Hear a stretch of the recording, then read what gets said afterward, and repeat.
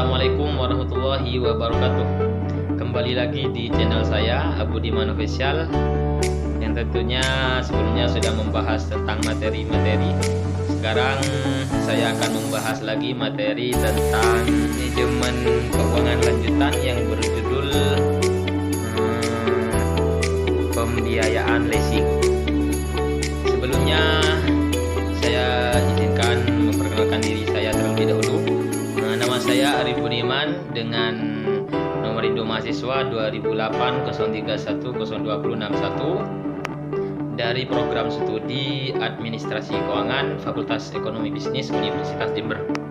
Langsung saja kita biar menyingkat waktu. Apa itu pembiayaan leasing? Sebelumnya kita harus tahu sejarahnya terlebih dahulu, apa itu pembiayaan leasing. Sejarah perkembangan leasing ini atau yang disebut dengan sewa guna usaha sudah ada sejak tahun 2000 sebelum Masehi yang dilakukan oleh orang-orang Sumeria. Nah, dokumen-dokumen yang ditemukan dari kebudayaan Sumeria ini menunjukkan bahwa transaksi leasing meliputi leasing peralatan, penggunaan tanah, dan binatang piaraan. Dalam perkembangan berikutnya, banyak sistem hukum mencantumkan leasing sebagai salah satu metode pembiayaan. Seperti perkembangan usaha di bidang industri pertanian, manufaktur, dan transportasi membawa banyak jenis peralatan yang mungkin untuk dibiayai dengan cara leasing. Selanjutnya kita beralih kepada apa itu pengertian leasing.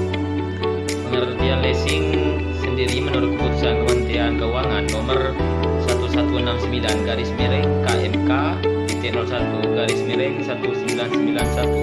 Pengertian leasing adalah suatu kegiatan pembayaran yang berbentuk penyediaan barang modal untuk sewa guna usaha. Hak opsi atau juga hak tanpa opsi yang dimanfaatkan oleh seorang nasabah dalam jangka waktu tertentu. Dengan kata lain, leasing adalah suatu kegiatan pembiayaan alat atau barang modal untuk usaha maupun produksi. Nah, aktivitas tersebut dilakukan antara pemilik barang modal dengan nasabah, di mana pembayarannya ialah dilakukan secara berangsur-angsur atau dicicil. Misalkan pada nasabah mengkredit mobil melalui leasing untuk kemudian disewakan. Adapun pemilik barang modal tersebut atau aktiva disebut sebagai lessor, sementara pihak nasabah atau pengguna ialah disebut dengan istilah lessee. Nah, nantinya pihak lessor ini menyediakan barang atau modal yang diperlukan oleh lessee atau nasabah. Sebagai imbalannya, lessee atau nasabah harus melakukan pembayaran secara berkala kepada lessor. Akan tetapi, bila ternyata nasabah tidak mampu melunasi, maka lessor atau pemilik modal tersebut dapat mengambil kembali barang tersebut. Selanjutnya ada jenis-jenis leasing. Dalam proses penerapannya, leasing ini terbagi ke dalam beberapa bentuk. Adapun jenis-jenis leasing diantaranya ialah yang pertama ada capital lease, dan yang kedua operating lease, dan yang ketiga ada sales type lease, yang keempat ada leverage lease, dan yang terakhir ada cross border lease. Nah, yang pertama kita tadi ada capital lease. Apa itu capital lease? Capital lease itu merupakan perusahaan leasing dari suatu lembaga keuangan. Umumnya capital lease ini adalah jenis yang melayani nasabah menginginkan kebebasan untuk menentukan sendiri alat atau modal dengan kriteria dan spesifikasi tertentu. Dalam artian lain, kita bisa memilih barang apa saja melalui leasing ini. Yang kedua ada operating lease. Ada pula jenis leasing yang akan membeli suatu barang untuk kemudian disewakan kepada nasabah atau pengguna. Hal ini berarti nasabah hanya perlu membayar biaya rental saja, sementara harga modal ataupun lainnya ditanggung oleh lessor atau pemilik modal. Di Tipe leasing ini dikenal juga dengan sebutan operating lease. Yang ketiga ada sales tipe lease. Sales tipe lease ini adalah lease penjualan atau sales tipe lease dengan memiliki salah satu dari jenis-jenis leasing yang umumnya dikelola oleh sebuah perusahaan industri. Tipe ini melakukan penjualan lease barang dan hasil produksinya. Pada dasarnya terdapat dua macam profil sales tipe lease ini, yakni pendapatan bunga selama jangka waktu lease serta pendapatan dari penjualan barang. Yang keempat ada leverage lease.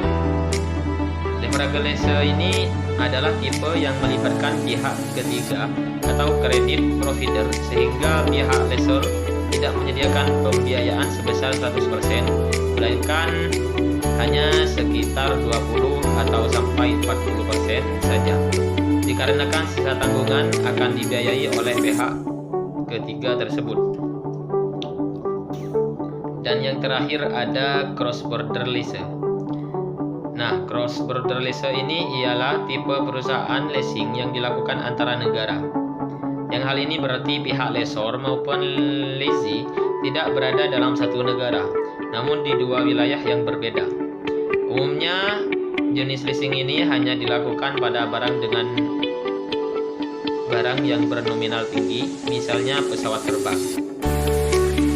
Ada kegiatan yang dilakukan di dalam leasing. Dalam surat keputusan Menteri Keuangan nomor 1169/01/1991 tanggal 21 November tahun 1991. Kegiatan leasing ini dapat dilakukan dengan dua cara, yaitu yang pertama financial leasing dan yang kedua operating leasing.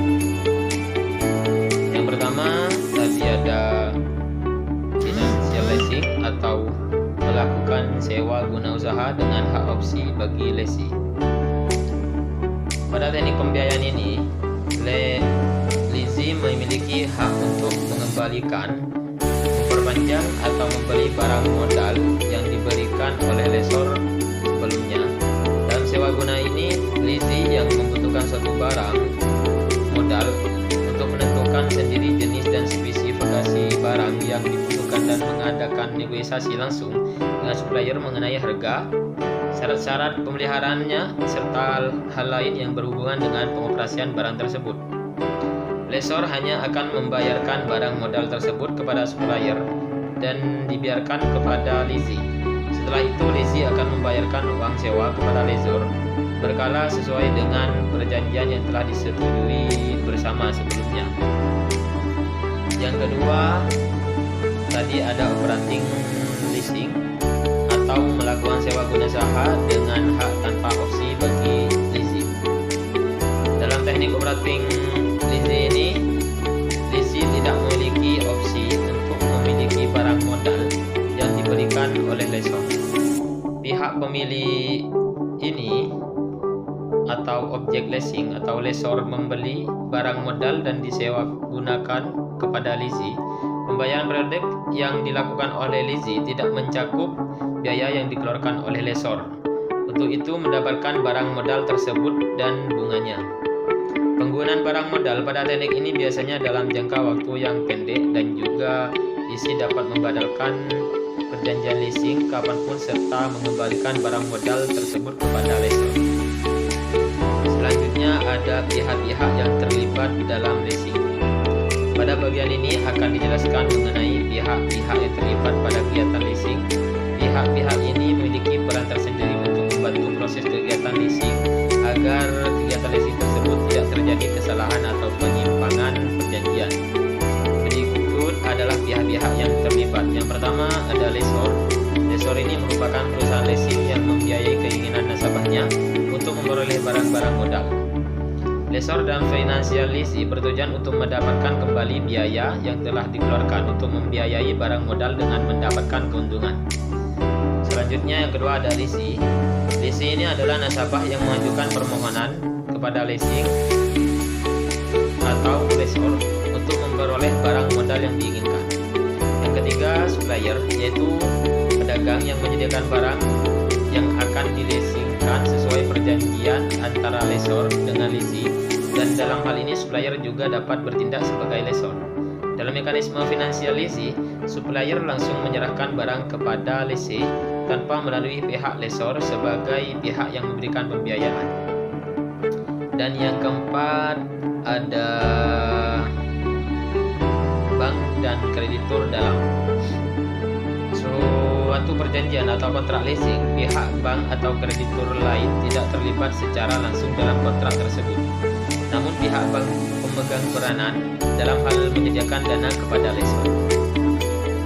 Mungkin cukup ini saja pembahasan pada video pembelajaran kali ini. Semoga apa yang dibahas dari awal sampai akhir menjadi tambahan ilmu yang bermanfaat dan barokah dan berguna untuk bangsa dan negara.